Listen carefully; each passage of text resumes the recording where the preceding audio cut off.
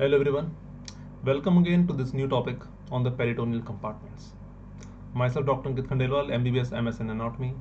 Welcome to my YouTube channel Anatomy Explained. I have a few Facebook groups as well as Telegram groups and the email IDs. The links of those are there in the description box below. Before this video, we have completed on the basic concepts of peritoneum. So it is highly advisable. If you have any doubt, then you should watch that video before proceeding on to this video. So welcome to the topic of the day, that is the peritoneal compartments. So let us start the topic over here. So peritoneal compartments. What we have studied in the previous video was about the basic concepts of peritoneum. So we saw that there is a parietal peritoneum, there is a visceral peritoneum, and both are continuous to each other, while the double layered fold of peritoneum at times, which is known as mesentery or mesocolon or omentum or ligaments. Now when that posterior or the dorsal mesentery is attaching to the posterior abdominal wall, then it is actually attaching to that whole posterior abdominal wall. Now as it attaches, so it divides the whole peritoneal cavity into different compartments. So therefore it is not just single peritoneal cavity. You have that original big cavity, but with all those organs and all that gut tube. The whole peritoneal cavity is divided into various small compartments. And that is what we are going to understand in today's discussion, that what are those compartments.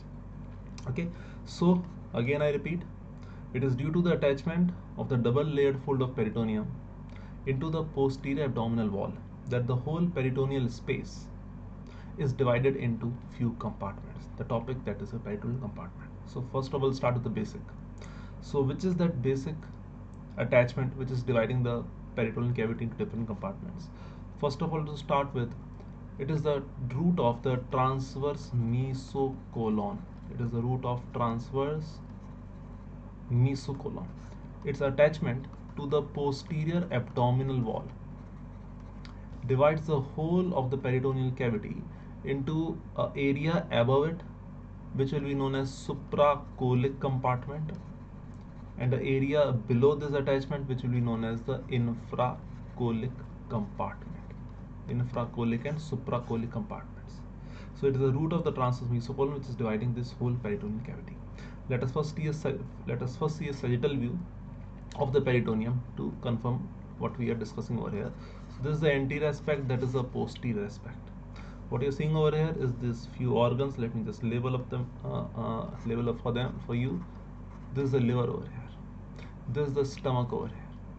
From the greater curvature of the stomach, we have this greater omentum, two layers which go down, and then they fold upon themselves and they go back. These are initially separate from the transverse colon and the transverse mesocolon, but during development they actually fuse with each other. Not only do they fuse with the transverse mesocolon, but these second and third layers of the greater omentum, they will also fuse with each other. So what we will ultimately left with is this small area behind the stomach, which is known as your lesser sac. So our transverse mesocolon over here, it goes from the transverse colon, attaches to the posterior abdominal wall. Now this whole structure behind, that is our posterior abdominal wall. So it is actually this attachment over here. It is actually this attachment over here. This attachment over here of the root of the transverse mesocolon, which divides the peritoneal cavity into a supracolic zone or supracolic compartment, and below this it is known as the, all of that is known as the infracolic compartment. Okay, then you can also see over here that the small gut, that is the jejunum and ileum, they have this mesentery. The sigmoid colon has a sigmoid mesocolon. Transverse colon already seen, transverse mesocolon. And clearly what we see is that from the liver going towards the diaphragm and the anterior abdominal wall, we have that falciform ligament that goes above. Over here it is shown over here, but anteriorly it goes somewhat like that. It is a falciform ligament. Okay, so it is a falciform ligament which is the only one that is going attaching to the anterior abdominal wall. The rest all of those roots, they attach to the posterior abdominal wall except the falciform ligament. So one thing is clear, what is supracolic and infracolic compartment. Okay, now how to divide other subparts? Let's start with the supracolic compartment. So if we start with the supracolic compartment, then it is divided into few of other areas. Supracolic compartment. that is the compartment which is lying above, or the peritoneal space, peritoneal cavity lying above the attachment of the root of the transverse mesocolon. This supracholeic compartment will be divided into right and left, subphrenic, phrenic, or the diaphragmatic, so subdiaphragmatic compartments. So supracholeic compartment is divided into right and left subphrenic or subdiaphragmatic compartments by the attachment of the falciform ligament. So here you have this falciform ligament which is going from the anterior part of the liver slightly right to the midline to the anterior abdominal wall and the diaphragm, which divides the supracholeic compartment into right and left subphrenic or subdiaphragmatic compartment. Clear? Now there are other few spaces which are below the liver, not anteriorly but slightly posteriorly. They are known as right as well as left, but that will be below the liver, subhepatic compartment.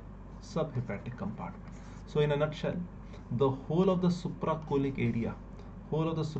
area is divided into right and left subphrenic and right and left subhepatic spaces or subhepatic compartments. These are four spaces. Now how to understand them, how they are attached over there? For that, we can actually take a transverse section from this area in the supracholeic compartment. So if we take a transverse section in the supracholeic compartment, then let us see what are the things we are going to see. So this image over here is showing you the transverse section. Over here. This is the anterior aspect, there is a posterior aspect, this is the right side, that is the left side. So let's start from the anterior attachment, that is the falciform ligament. So first of all, we have to also understand few structures over here. Organs are liver, then you have a stomach, then you have the spleen, behind you have the kidneys, and these are the great vessels, IVC on the right side and abdominal aorta on the left side. So as we discussed in the peritoneum also, that these kidney, abdominal aorta and IVC are the primary retroperitoneal organs, so they lie most posteriorly. Over here, liver, stomach and spleen, they are intraperitoneal organs. What is missing over here in this figure, we can add on from this side, that this would be somewhat location of your pancreas, which is going in this direction. So that pancreas was secondary retroperitoneal, which will be lying behind the peritoneum, but that would be in front of this kidney and in front of the plane of the kidney and the IVC and aorta. So this could be the location of pancreas, but what we are over here to understand is the divisions of the supracholeic compartment. So it is this falciform ligament, you can see the double layered fold of peritoneum going from liver to the anterior abdominal wall and the diaphragm, which divides the supracholeic compartment into left and right subphrenic spaces. These would be right and left subphrenic spaces, subphrenic or subdiaphragmatic, I'm writing S.P, subphrenic spaces. Okay, right and left subphrenic spaces. Then what we have a space behind the stomach which is known as your lesser sac or the omental bursa. It will be known as your left, on the left side, subhepatic space. Then there's also one very important space between the liver and the right kidney, which is known as your hepatorenal pouch of Morrison. This one is hepatorenal pouch, so that is basically our right side subhepatic space, also known as Morrison pouch or hepatorenal pouch of Morrison. Hepato, liver, renal is right kidney. So these are your right and left subhepatic spaces, and that is your right and left subphrenic spaces.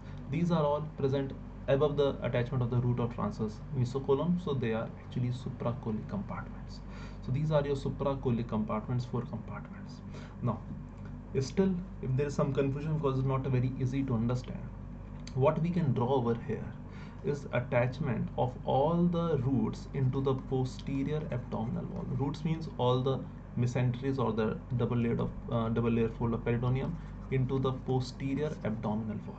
Okay, so imagine if there is this, imagine this is the area of the whole of the abdominal wall over here. This is your whole abdominal wall.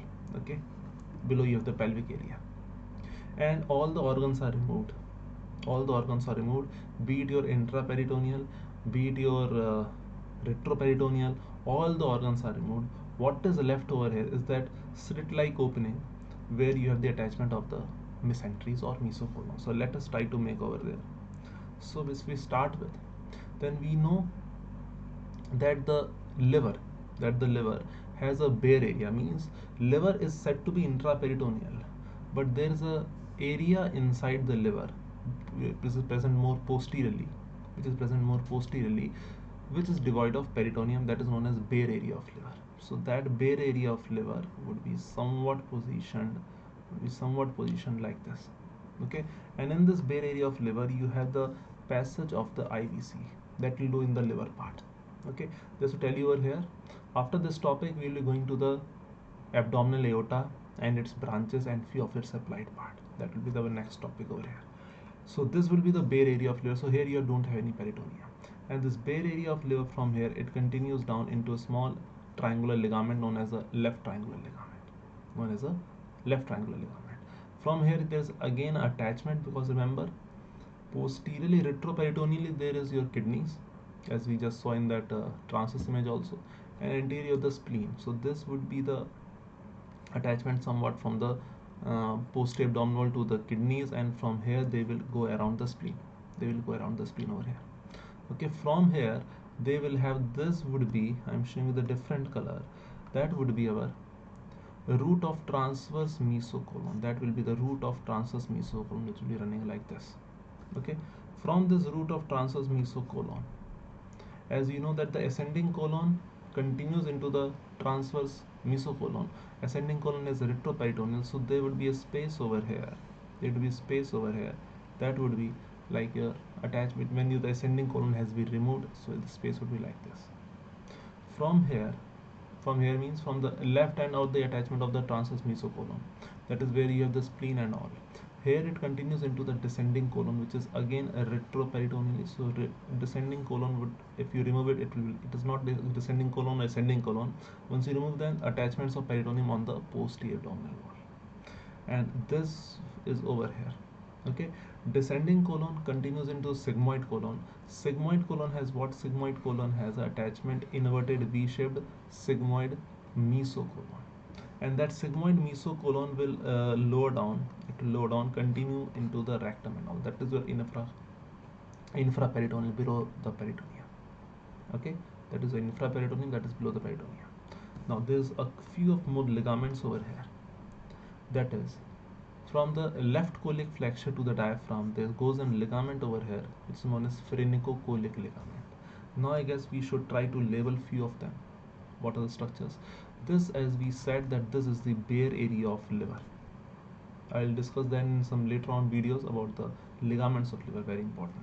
This bare area of liver, above it is supported, or it is made up by the superior layer of the coronary ligament. This is a superior layer of coronary ligament. This would be your inferior layer of the coronary ligament. And where these two meet, this is known as your right triangular ligament. And this over here is known as the left triangular ligament. Right triangular and left triangular ligament. Okay. Now here you have, this would be the location of, I can call it as a splenorenal ligament. So if we try to make over here, then somewhat over here we will have the attachment of the left kidney. Okay, and slightly below we will have the attachment of the right kidney, because right kidney is slightly below because of the liver present on the right side. This would be attachment of the kidneys. Now if you if we continue labeling over here, then this is the transverse mesocolon. Okay, this is your ascending colon, not the attachment of the ascending colon on the posterior abdominal wall. This would be the location of D colon, that is descending colon. That is your sigmoid mesocolon. Okay, and this ligament was our phrenico, coming from the diaphragm, colic, going to the left colic flexure, phrenicocholic ligament. Okay, phrenicoelic ligament. Now let us try to draw something more so things are complete. This root of the transverse mesocolon is actually attached to the anterior part of the second part of duodenum. Suppose this is the whole duodenum over here, first part, second part, third part, and the fourth part. So this is going from the middle of the second part of duodenum, and from here we are also going to have the attachment of the pancreas. So this pancreas will be going upward like this into the spleen. So spleen location would be somewhat over here in front of the kidney. Kidneys are retroperitoneal. So why I'm going to make this is this point over here. This point means the one right over here is your DJ flexure, that is duodenojejunal flexure. Now what is attached from here?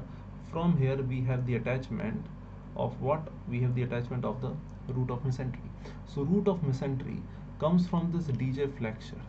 It crosses the third part of duodenum, goes below like this. Okay, from left side of from the left of midline, from the DJ flexure, it goes below into the right, into the area of the right sacroiliac joint. So this is what, that is our root of mesentery. That is our root of mesentery. So what we discussed till now were the divisions of the supracholic compartment. Supracholic means in this zone, that is above the level of the attachment of the root of transverse mesocolon. So you saw there few compartments, the right and left your subphrenic spaces, right and left subhepatic spaces. And we also know that over here, if you see the previous figure, this arrow is pointing out towards the epiploic foramen. This epiploic foramen is the very important part. It is connecting the lesser sac over here with the greater sac. This is known as the greater sac. That is the left subhepatic space, left subphrenic space, sorry. And it is also connecting the lesser sac with the Morrison pouch over here. Morrison pouch applied importance is, it is the most dependent space when the patient is lying down supine. Apart from pelvis, this is also most dependent space. The patient is lying down supine, it lies most posteriorly. Okay, so this epiploic foramen is a foramen which is connecting these spaces. So these were your supracholic. Now supracholic done. What about infracholic? Infracholic compartment is actually divided again into two areas by the attachment of the root of mesentery. By this root of mesentery, what happens is that if I'm making this red dots over here, this is known as your, this sort of triangular space, that is known as your right infracholic compartment, or infracholic but on the right side, right infracholic. Also few textbooks call it as the right superior region of the infracholic compartment, because it is lying slightly superior than this other one. Then other one, if I make it this color, that is your left infracholic compartment. So this is our left infracholic compartment. Also few books will write it as the left inferior or left inferior region of the infracholic compartment. So right infracholic and left infracholic, remember this. So infracholic divided into two areas by the attachment of the root of mesentery, which goes from DJ flexure to the right sacroiliac region. Its length is around 15 centimeter. The root of mesentery length is around 15 centimeter. Okay, so these are the zones. Now if they ask you about the area of the boundaries of the infracholic right side, you can see ascending colon, its attachment, transverse mesocolon, and the mesentery. About the left infracholic, its attachment, it is below opening into the pelvic cavity. First of all, it is not exactly triangle, it is slightly quadrilateral, the left infracholic one. So above there is some part of the transverse mesocolon, then there is a descending colon on the left side, root of mesentery on the right side. Below it is open into the pelvic cavity. Okay, so that is important. See why we are reading all these compartments, because wherever there is a collection of fluid or pus or blood or any structure, any material, any fluid obviously, and how does it go from one space to other space, and which spaces as a surgeon you need to think about, or as a as a interventional radiologist or simple radiologist you need to look for when you are doing any investigatory procedures. So this is your left infracholic going down to the pelvic cavity. There are two very other important spaces. which I will call them as these two. I am putting some cross lines over here. These are your right and left paracolic cutters. So this is on the right side, so this is known as the right paracolic gutter. You can see it is just lateral to the colon, ascending colon, and that will be our left paracolic gutter. Left paracolic gutter. Now, what is the clinical relevance? Clinical relevance is straightforward. That if you compare both the supra and infracolic compartments, then in the supracolic compartment, if there is any collection of fluid in the hepatorenal pouch, that is between the liver and the right kidney posteriorly, it directly communicates with the right paracolic gutter that will directly come down into the pelvic cavity. You can see a direct communication. Now if there is a collection of fluid in the left side supracolic, we have the lesser sac. Lesser sac is not directly communicating with the left paracolic gutter due to the presence of this phrenicocholic ligament. Very, very important. So on the left side, supra and infracolic compartments, they are not in direct communication. This lesser sac may communicate with the Morrison pouch on the right side, that may communicate with the right paracolic gutter, that may go down into the pelvic cavity. This left paracolic gutter, it may directly go down into the pelvic cavity, but not in continuation with the supracolic compartment. Then you also see the left infracolic compartment, which is this quadrilateral space. It is directly entering into the pelvic cavity. You have the sigmoid colons, but on the right side of it, you have the direct entry. Okay, this right infracolic compartment, it is also not directly attached to anyone, but yes, with this few areas in between, like upper area over here, it may communicate slightly with it, because these are all your peritoneal compartments. For this, you have to understand that where are the roots located. What we have made over there, written in the first instance, it is your posterior abdominal wall, attachments of all the peritoneums on the posterior abdominal wall, and how to understand supracolic, infracolic, what is the use of it. Most important, why are we trying to understand this? The reason is when there's any fluid collection, any emergency cases, emergency laparotomy, any investigations in the abdomen, let's say going for ultrasound, going for CT scan, any malignancy, spread of malignancy, any pathology, you should be knowing which space is communicating to which space. That is of utmost importance at that time. So this was a small effort from my side for the basic understanding of the peritoneal compartments. I hope you liked the video. If you liked, then press on the like button, and if you have not yet subscribed to the channel, that is Anatomy Explained, then consider subscribing to the YouTube channel, that is Anatomy Explained. Thank you very much for your time. Myself, Dr. Ankit Khandelwal, Anatomy Explained. Next video particularly should be on the major vessels of the abdomen, that is abdominal aorta. Thank you so much.